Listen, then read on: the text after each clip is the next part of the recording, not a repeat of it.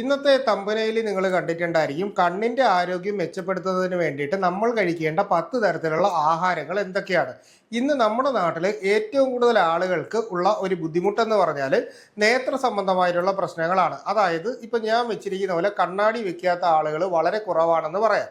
പക്ഷെ ഞാൻ ഈ കണ്ണാടി വെച്ചിരിക്കുന്നതിൽ കണ്ടോ ഒരു നീല കളർ നിങ്ങൾക്ക് കാണാനായിട്ട് പറ്റും. കണ്ടോ, ഇതെന്ന് പറഞ്ഞാൽ നമ്മുടെ കണ്ണിന്റെ അകത്തേക്ക് വെട്ടം, അതായത് ലൈറ്റ് അടിച്ച് കയറാതിരിക്കാൻ. ഇപ്പൊ ഞാൻ ഈ വീഡിയോ എടുത്തുകൊണ്ടിരിക്കുമ്പോൾ തന്നെ ഇതിന്റെ ഫ്രണ്ടിൽ ഒരു ലൈറ്റ് ഉണ്ട്.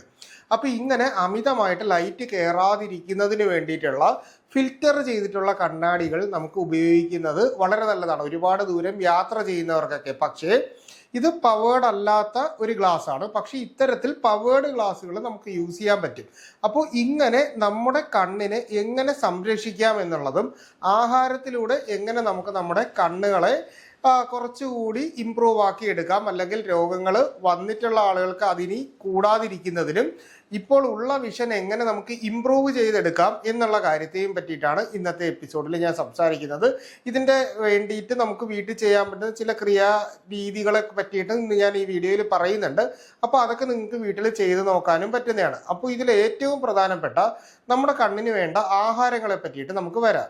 അതിൽ ഏറ്റവും പ്രധാനപ്പെട്ടത് ഇലക്കറികളാണ്. ഈ ഇലക്കറികളുടെ പ്രത്യേകത എന്ന് പറഞ്ഞാൽ ഇതിൻ്റെ അകത്ത് ലൂട്ടീൻ, സെസാന്തിൻ എന്ന് പറയുന്ന 2 തരത്തിലുള്ള ആൻറ്റി ഓക്സിഡൻസുകളുണ്ട്. അപ്പോൾ ഈ ആൻറ്റി ഓക്സിഡൻറ്റുകൾ നമ്മുടെ കണ്ണിനുണ്ടാവുന്ന ഈ ഏജ് റിലേറ്റഡ് ആയിട്ടുള്ള പ്രശ്നങ്ങളും ഡീജനറേറ്റീവ് പ്രോസസ്സിനെയും പെട്ടെന്ന് ഇൻഹിബിറ്റ് ചെയ്യാനുള്ള ഒരു പ്രോപ്പർട്ടി ഉള്ളത് കൊണ്ട് തന്നെ നമുക്ക് തിമിരം അഥവാ കാട്രാക്റ്റ് മുതലായിട്ടുള്ള രോഗങ്ങളും ഏജ് റിലേറ്റഡ് മാക്കുലർ ഡീജനറേഷൻ പോലെയുള്ള ARMD എന്ന് പറയുന്ന രോഗവും വരാതിരിക്കുന്നതിനും അതുപോലെ തന്നെ വിഷൻ ഇംപ്രൂവ് ചെയ്യുന്നതിന് വേണ്ടിയിട്ടും നല്ല രീതിയിൽ സഹായിക്കുന്നുണ്ട്. അതുപോലെ തന്നെയാണ് നമ്മുടെ കണ്ണിൻ്റെ അകത്ത് നമ്മളിപ്പോൾ ക്യാരറ്റ് കഴിക്കുകയാണ് എന്നുണ്ടെങ്കിൽ ബീറ്റാ കരോട്ടിൻ നമ്മുടെ ശരീരത്തിൻ്റെ അകത്ത് കിട്ടും. അതുപോലെ തന്നെ വൈറ്റമിൻ എയും കിട്ടും. നിശാന്തത എന്ന് പറയുന്ന അവസ്ഥ, അതായത് രാത്രിയിൽ നമുക്ക് കാഴ്ചശക്തി നഷ്ടപ്പെട്ടു പോകുന്ന രീതിയിലുള്ള നൈറ്റ് ബ്ലൈൻഡ്നെസ് പോലുള്ള പ്രശ്നങ്ങൾക്ക് വൈറ്റമിൻ എ വളരെ നല്ലതാണ്. അപ്പോൾ ഈ പറയുന്ന രീതിയിൽ അത്തരത്തിലുള്ള രാത്രിയിൽ കാഴ്ച കുറവുള്ള ആളുകൾക്ക് ക്യാരറ്റ് കഴിക്കുന്നത് വളരെ നല്ലതാണ്. അതുപോലെ തന്നെയാണ് നമ്മൾ നട്ട്സ് കഴിക്കുന്നത്. നട്ട്സ് കഴിക്കുമ്പോൾ ഇതിൻ്റെ അകത്ത് vitamin B12, B6 മുതലായിട്ടുള്ള essential vitamins ഉള്ളത് കൊണ്ട് തന്നെ നമ്മുടെ ശരീരത്തിൻ്റെ അകത്തേക്ക് അല്ലെങ്കിൽ നമ്മുടെ കണ്ണിൻ്റെ റെറ്റിനയുടെ പ്രവർത്തനം മെച്ചപ്പെടുത്തുന്നതിന് വേണ്ടിയിട്ട് ഇത് സഹായിക്കുന്നുണ്ട്. പിന്നീട് നമ്മൾ കഴിക്കാനുള്ളത് മഞ്ഞ നിറമുള്ള ഫ്രൂട്ട്സുകളാണ്. അതായത് മാമ്പഴം, ചക്ക, അതുപോലെ തന്നെ പൈനാപ്പിൾ, പിന്നീട് പപ്പായ മുതലായിട്ടുള്ള ആഹാരങ്ങൾ അല്ലെങ്കിൽ ഫ്രൂട്ട്സുകൾ കഴിക്കുമ്പോൾ ഇതിൻ്റെ അകത്ത് വൈറ്റമിൻ എയും അതുപോലെ തന്നെ ഒട്ടനവധി ആൻറ്റി ഓക്സിഡൻസ് ഉള്ളത് കൊണ്ട് തന്നെ നമ്മുടെ ശരീരത്തിന് അല്ലെങ്കിൽ കണ്ണിൻ്റെ റെറ്റിനയുടെ ഉള്ളിലുള്ള റോഡ്സ് ആൻഡ് കോൺസിനെ, അതായത് രാത്രിയിലുള്ള കാഴ്ച നമുക്ക് നല്ല രീതിയിലാക്കുന്ന റോഡ് സെൽസിനെയും അതുപോലെ തന്നെ രാവിലെ ഈ വെട്ടം ഉള്ള സമയത്ത് അല്ലെങ്കിൽ ലൈറ്റ് ഉള്ള സമയത്ത് നമ്മുടെ കണ്ണിൽ കുറച്ചും കൂടി ക്ലാരിറ്റി വരുന്നതിന് വേണ്ടിയിട്ടും ഒക്കെ ഇത് നല്ല, അതായത് കോൺ സെൽസിനെ കുറച്ചും കൂടി സ്റ്റിമുലേറ്റ് ചെയ്യുന്നതിന് വേണ്ടിയിട്ട് വളരെയേറെ സഹായിക്കും. പിന്നീട് വരുന്നത് മത്സ്യമാണ്. ഇപ്പോൾ നമ്മൾ മീൻ കഴിക്കുകയാണ് എന്നുണ്ടെങ്കിൽ omega-3 ഫാറ്റി ആസിഡിനെ പറ്റി നിങ്ങൾ എല്ലാവരും കേട്ട് കാണും. അപ്പോൾ omega-3 ഫാറ്റി ആസിഡ് കിട്ടും. അതുപോലെ തന്നെയാണ് നമ്മൾ ഈ ചെറിയ ധാന്യങ്ങളുണ്ടല്ലോ, ധാന്യങ്ങളും അതുപോലെ തന്നെ നമ്മുടെ സീഡ് വർഗ്ഗങ്ങൾ, അതായത് വിത്ത് വർഗ്ഗങ്ങളായിട്ടുള്ള chia seed, flax seed, pumpkin seed മുതലായിട്ടുള്ള സീഡ് വർഗ്ഗങ്ങൾ നമ്മൾ കഴിക്കുകയാണെങ്കിൽ നമ്മുടെ കണ്ണിന് കുറച്ചുകൂടി ഉള്ള ഒരു ആരോഗ്യം കിട്ടുകയും അതുപോലെ തന്നെ omega-3 വീഗൻ സോഴ്സിന് കിട്ടുന്ന രീതിയിലും നമുക്കിത് ഉപയോഗിക്കാനായിട്ട് സാധിക്കും. പിന്നീട് നമ്മൾ എല്ലാവരും വീട്ടിൽ പതിവായിട്ട് കഴിക്കുന്ന മുട്ട നമ്മൾ എല്ലാ ദിവസവും 1-2 മുട്ട കഴിച്ചു കഴിഞ്ഞാൽ നമ്മുടെ കണ്ണിന് സിങ്കും അതുപോലെ തന്നെ ലൂട്ടീനും സെസാന്തിനും ഒരുപോലെ കിട്ടുകയും നമ്മുടെ കണ്ണിൻ്റെ ഡീജനറേറ്റീവ് പ്രോസസ്സിനെ കുറച്ച് നിർത്താനും സഹായിക്കും. അപ്പോൾ മുട്ട പതിവായിട്ട് കഴിക്കുന്നത് കണ്ണിൻ്റെ ആരോഗ്യത്തിന് വളരെ നല്ലതാണ്. ഇനി പയറുവർഗ്ഗങ്ങളും പരിപ്പ് വർഗ്ഗങ്ങളും നമ്മൾ കഴിക്കുകയാണെങ്കിൽ നമ്മുടെ ശരീരത്തിന് വേണ്ട എസെൻഷ്യൽ പ്രോട്ടീൻസ് കിട്ടുന്നതിനോടൊപ്പം തന്നെ കണ്ണിൻ്റെ റെറ്റിനയുടെ ആരോഗ്യം കുറച്ചുകൂടി മെച്ചപ്പെടുത്താനായിട്ട് പയറുവർഗ്ഗങ്ങൾക്കും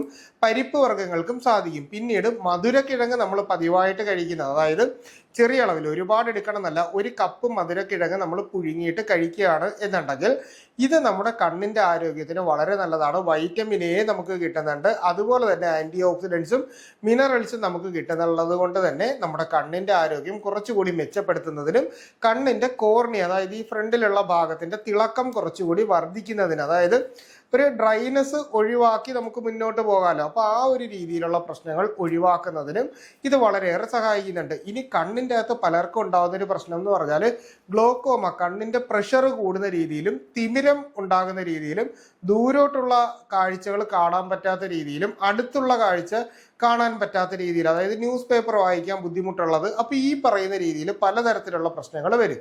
ഈ പറയുന്ന കാര്യങ്ങളിൽ ഗ്ലോക്കോമയാണെങ്കിൽ നമ്മൾ ആദ്യം ചെയ്യാനുള്ളത് യോഗ പ്രാക്ടീസ് ചെയ്യുക, നമ്മുടെ BP കൺട്രോളിൽ നിർത്താനായിട്ടുള്ള മെഡിസിൻസ് കൃത്യമായിട്ട് കഴിക്കുക എന്നുള്ളതാണ്.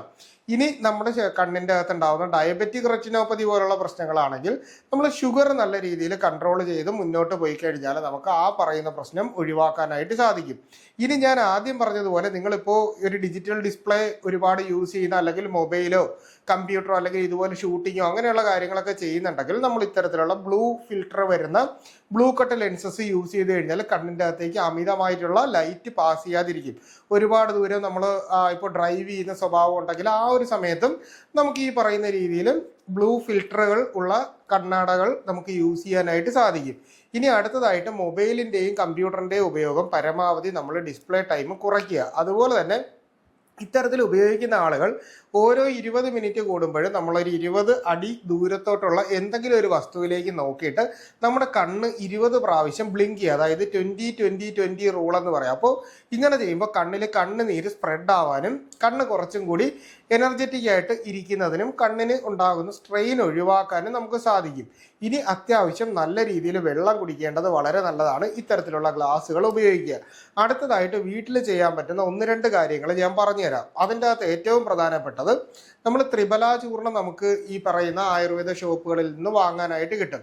ഒരു 4 ഗ്ലാസ് വെള്ളം എടുക്കുക, അതിൻ്റെ അകത്തേക്ക് 1 ടീസ്പൂൺ ത്രിഫല ചൂർണം ഇട്ടിട്ട് ഇത് നന്നായിട്ട് തിളപ്പിച്ച് ഇതിനെ വറ്റിച്ച് ഒരു 2.5 ഗ്ലാസ് ആക്കി മാറ്റിയിട്ട് ഇതിനെ ഒരു പഞ്ഞി ഉപയോഗിച്ച് നന്നായിട്ട് അരിക്കണം. അതായത് അരിപ്പിൽ പഞ്ഞി വെച്ചിട്ട് അരിക്കണം. ഒരു 2-3 പ്രാവശ്യം അരിക്കണം. കാര്യം ഈ പൊടി നമ്മുടെ കണ്ണിൽ പോവാതിരിക്കണം. അങ്ങനെ അരിച്ച് കിട്ടുന്ന വെള്ളം ഉപയോഗിച്ച് നമ്മുടെ കണ്ണ് വാഷ് ചെയ്യുന്നത് വളരെ നല്ലതാണ്. അതുപോലെ തന്നെ നമുക്ക് ചെയ്യാൻ പറ്റുന്ന മറ്റൊരു കാര്യം എന്ന് പറയുന്നത്, അതായത് ഏകദേശം ഒരു 10 മിനിറ്റ് നമുക്കിത് വീണ്ടും വീണ്ടും ഇങ്ങനെ ഒഴിക്കാൻ പറ്റും കേട്ടോ, ചൂടാക്കണ്ട, അങ്ങനെ ഒഴിക്കാൻ പറ്റും. ഒരു ദിവസം ഉണ്ടാക്കുന്നത് ഒരു പ്രാവശ്യം, അതായത് ഒരു അരമണിക്കൂറിൻ്റെ അകത്തെങ്കിലും നമ്മളത് യൂസ് ചെയ്തിരിക്കണം.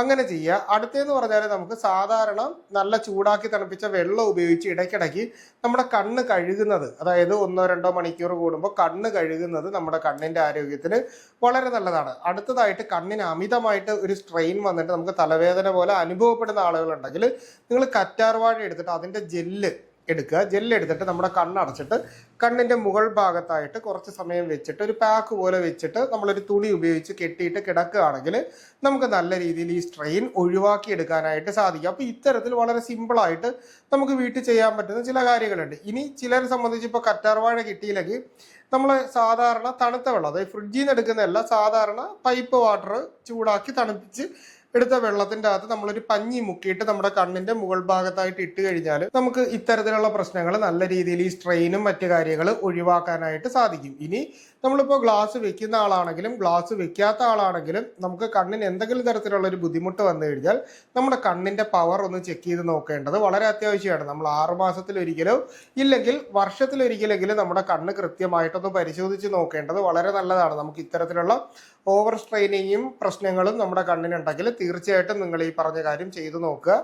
അപ്പോൾ നമുക്ക് കൃത്യമായിട്ട് അതിൻ്റെ പവർ അറിയാനോ അതിനനുസരിച്ചിട്ട് ഇപ്പോൾ നമ്മൾ പവർ ഉള്ള ആളുകളെ സംബന്ധിച്ച് നമ്മൾ ഗ്ലാസ് വെക്കണ്ടെന്ന് വിചാരിച്ച് കുറച്ച് നാൾ നടന്നു കഴിഞ്ഞാൽ ഈ പവർ വീണ്ടും വീണ്ടും കൂടും. നമ്മൾ ഈ പറയുന്ന ബുദ്ധിമുട്ട് വീണ്ടും വീണ്ടും സഹിക്കേണ്ടി വരും. അപ്പോൾ അതുകൊണ്ട് ഗ്ലാസ് ആവശ്യമുള്ള സമയത്ത് ആണ് എന്നുണ്ടെങ്കിൽ നമ്മൾ കൃത്യമായിട്ട് ആ ഗ്ലാസ് ഉപയോഗിക്കേണ്ടതും വളരെ അത്യാവശ്യമാണ്.